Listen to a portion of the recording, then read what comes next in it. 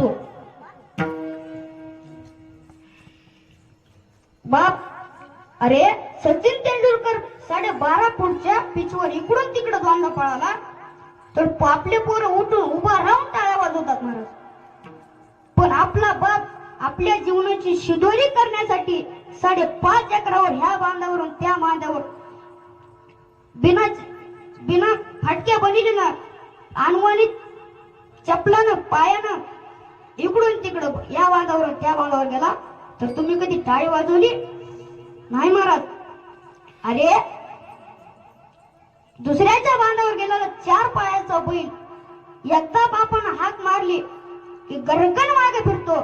पण आज पोटच्या पोराला 100 हाका मारले तरी माग वळून पाहत नाही महाराज. हे आपल्या देशाची शोकांती काय महाराज. काय असतो बाप महाराज.